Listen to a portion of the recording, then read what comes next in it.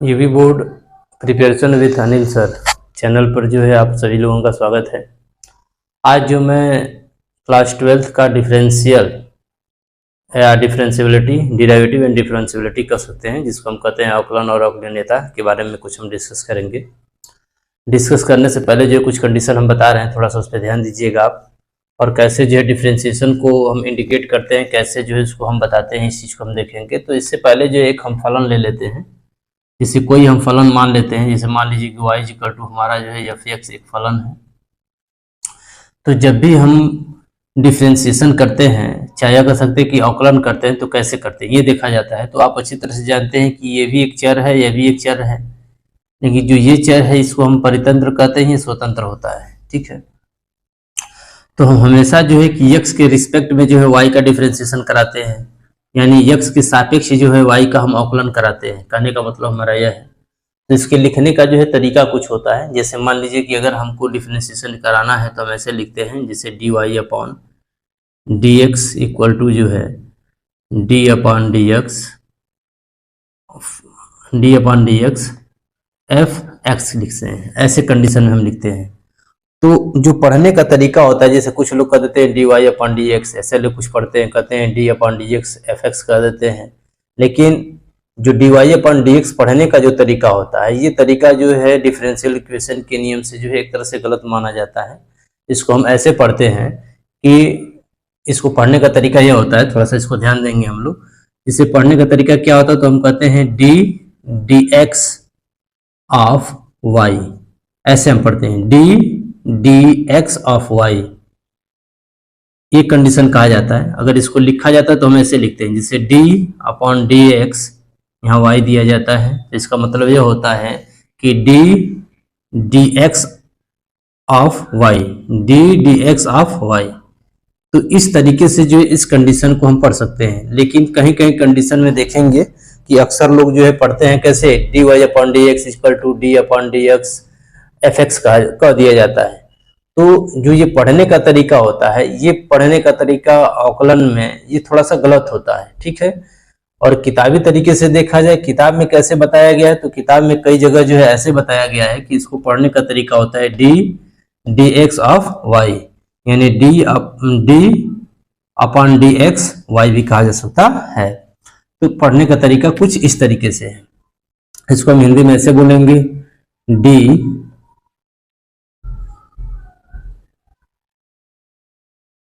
dx of y, ऐसे भी पढ़ा जा सकता है। तो इस कंडीशन को हम ऐसे पढ़ेंगे,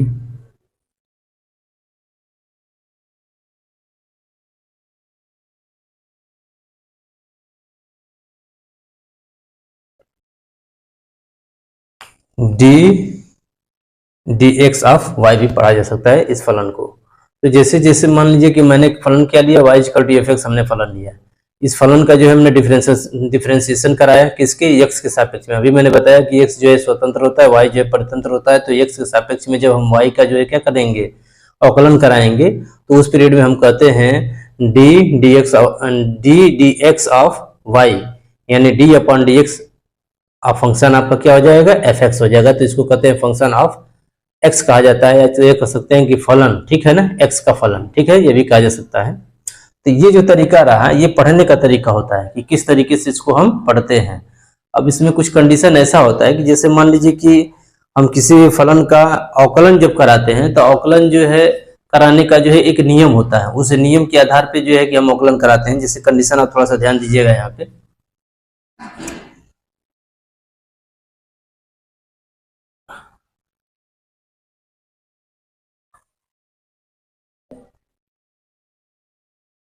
यदि मान लीजिए कि x कोई जो है, x का कोई जो है कोई फलन हम ले लेते हैं। जैसे x का कोई फलन, सपोज मान लीजिए कि यदि x का कोई फलन हमारा f(x) है। ठीक, हम लिख लेते हैं यहाँ पे, कंडीशन है, इसको आप याद रखेंगे। यदि x का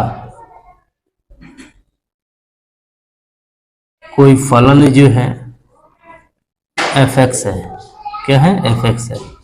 तो जब x का कोई फलन f(x) होगा और जो है ये कह सकते हैं कि जब यदि जो है x का कोई फलन है f(x) है और x प्लस डेल x या डेल x को h भी लिख सकते हैं, तो हम यहाँ डेल x प्लस h लिख लेंगे, ठीक है। x प्लस h का कोई अगर फलन हम बताएं, का कोई फलन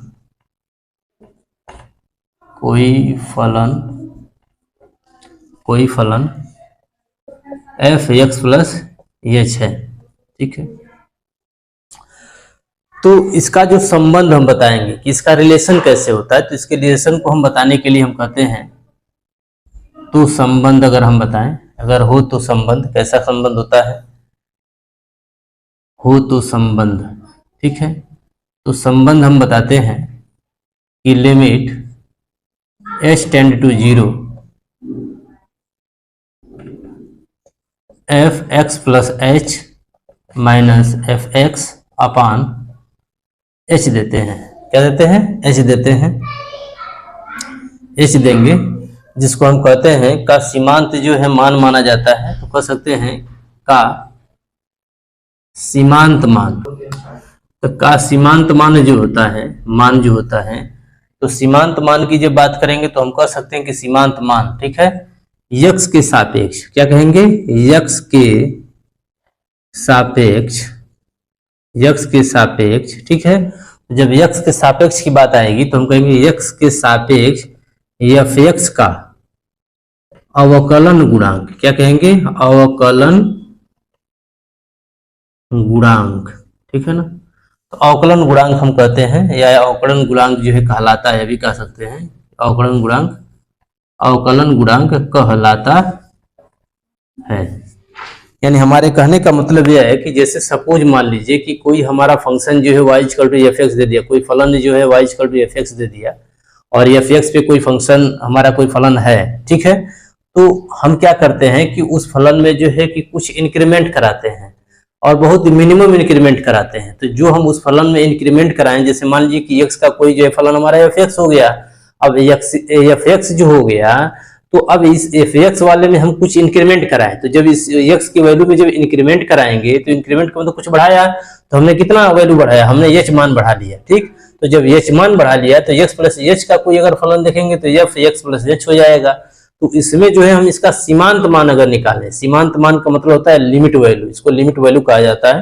तो अगर सीमांत मान निकालेंगे तो लिमिट जो है h tend to 0 f brackets में x plus h minus f(x) upon h होता है, जिसको हम कहते हैं कि x के सापेक्ष क्या है, x के सापेक्ष f(x) का अवकलन गुणांक है, या ये कह सकते हैं कि x के सापेक्ष y का अवकलन गुणांक कहलाता है। तो शायद ये कंडीशन आपको अच्छी तरह से समझ में आ गया होगा। इसके प्रथम सिद्धांत का नियम भी कहा जाता है। इसको प्रथम अवकलन गुणांक को जो है लिखने का तरीका क्या होता है, तो जैसे अवकलन गुणांकों को हम कैसे प्रकट कर सकते हैं, कैसे लिख सकते हैं, तो आप देख रहे हैं कि dy अपॉन dx भी लिख सकते हैं। इसको हम कह सकते हैं कि d dx अपॉन, क्या कहेंगे, d dx ऑफ y भी कहा जा सकता है। मैंने इसके पहले कंडीशन बताया था कि d dx ऑफ y भी कहा जा सकता है, चाहे dy अपॉन dx भी कर सकते हैं, y डैश से भी दिखा सकते हैं, y1 से भी दिखा सकते हैं, d fx अपॉन dx से भी दिखा सकते हैं इसको। इसी तरह d अपॉन dx fx से भी दिखा सकते हैं, या f डैश x से भी दिखा सकते हैं, या d f x डैश से दिखा सकते हैं f डैश। यानी हमारे कहने का मतलब जो है कि जितना तरीका दिया गया है, ये तरीका जो है हर जगह, ठीक है, हर मैथमेटिकल किताबों में, चाहे आप अदर किसी क्लास के, जैसे मान लीजिए बीएससी वगैरह पे जाएंगे, बीएससी वगैरह का डिफरेंशिएशन वगैरह करेंगे, तो उस कंडीशन में ज्यादातर जो है आपको y डैश या y1 या f डैश x के रूप में देखने को मिलेगा, या तो d f x डैश देखने को मिलता है। तो हम अवकलन कराने का जो इंडिकेशन होता है, तो dy अपॉन dx की जगह पे y डैश भी लिख सकते हैं, y1 लिख सकते हैं, डिफरेंशिएशन fx अपॉन dx लिख सकते हैं, डिफरेंशिएशन dx fx लिखा जा सकता है, fx f डैश x भी लिखा जा सकता है, d f x dash f dash लिखा जा सकता है। ये जितने हमने संकेत बनाए हैं, इन सभी संकेतों की इसके माध्यम से जो है हम अवकलन गुणांक को प्रकट करते हैं।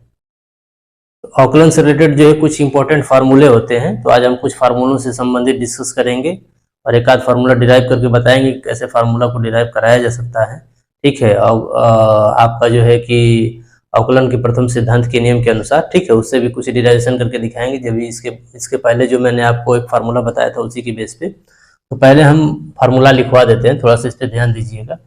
जैसे मान लीजिए कि अगर किसी कांस्टेंट टर्म का हमको अवकलन बताना है, जैसे d/dx c का अवकलन बताना है, तो इसका अवकलन आपका 0 होगा। ये कंडीशन आप हमेशा याद रखिएगा, ठीक है।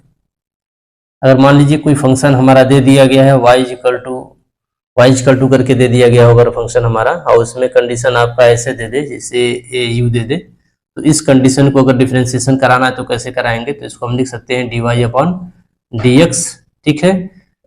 ए du/dx के नाम से भी जान सकते हैं। तो ये भी कंडीशन इस तरीके से आप इंडिकेट कराएंगे, ठीक है। तो ये आपका फार्मूला है एक। जैसे नेक्स्ट फार्मूला अभी आपका हो जाएगा। अगर मान लीजिए कि d/dx दे दे log e⁻x दे दे, तो इसको हम क्या कहेंगे, 1/x कहते हैं। इसका अवकलन 1/x होता है। इसी तरह जैसे मान लीजिए कि नेक्स्ट क्वेश्चन आपका दे दे d/dx a⁻x दे दे, तो इसको हम लिखेंगे a⁻x log e⁻a कहते हैं, ठीक है। कहीं कंडीशन ऐसा भी दे देता है, जैसे आप देखे होंगे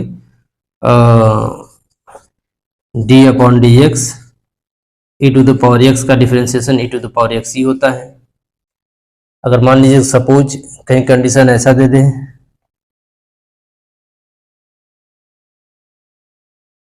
अगर आपका दे दे कि y इक्वल टू जो है x⁻n है, तो इसका डिफरेंशिएशन अगर आप करेंगे तो dy/dx इक्वल टू आप करेंगे तो d/dx x⁻n बराबर होता है n(x(n-1), तो इसका डिफरेंशिएशन ये कंडीशन होगा, ठीक है। n(x(n-1) होता है। इसी तरीके से जो है अगर मान लीजिए कि आपको देना पड़ जाए, तो अब जो है कंडीशन देखेंगे। जैसे मान लीजिए कि dy/dx दे दिया, अगर सपोज आपको बनाना है, आपको कंडीशन ये दे दिया जाए कि log a⁻x का क्या होगा अवकलन, तो log a⁻x बताएंगे, तो इसको ऑलरेडी आप कंडीशन बताएंगे, ठीक है। 1/x log a⁻e होता है, इसका डिफरेंशिएशन ये होता है। इसी तरह जैसे dy/dx दे दिया जाए, तो d क्या है dx, अगर हम sin x की बात करेंगे, ये आपका जो है ऑलरेडी cos x होता है, ठीक है। तो आ जाएगा cos x हो जाएगा। अगर हम इसी तरह जो है क्या करेंगे, dy/dx में dy/dx cos x की बात करेंगे, ये आपका जो है माइनस sin x हो जाएगा। यही कंडीशन आपका dy/dx दे दिया जाए equal to d/dx tan x की बात करेंगे, तो ये आपका जो है sec² x होगा। फिर इसको जो है dy अपन क्या कर लेंगे dx इक्वल टू जो है d/dx आप sec x का ले लेंगे, sec² x का, तो ये आपका जो है tan x इंटू जो है sec x हो जाता है। इसी तरह जो है dy/dx ले लेंगे इक्वल टू आपका क्या हो जाएगा, cot x की बात आएगी तो माइनस cosec² x आ जाएगा। क्या आ जाएगा, माइनस cosec² x हो जाएगा। यही जो है dy/dx कर लीजिए, तो d/dx माइनस जो है cosec² x कर लेंगे, तो ये हो जाएगा आपका cot x into cosec x की कंडीशन आएगा। तो ये सभी जो फार्मूले आपको बताए जा रहे हैं, ये सभी जो है एक तरह से फार्मूला किसका है, ये सभी जो फार्मूला जो है अवकलन से रिलेटेड है, डिफरेंशिएशन से रिलेटेड है, और ये इसी सभी फार्मूले के बेस पे जो है कुछ कैलकुलेशन आपको बताए जाएंगे। और हम जहाँ तक उम्मीद करते हैं कि ये फार्मूला आपको समझ में आ गया होगा। अब अगले नेक्स्ट पार्ट में जो है इससे रिलेटेड कुछ फार्मूला बताएंगे और कुछ डिराइवेशन भी करके हम दिखाने का प्रयास करेंगे। धन्यवाद।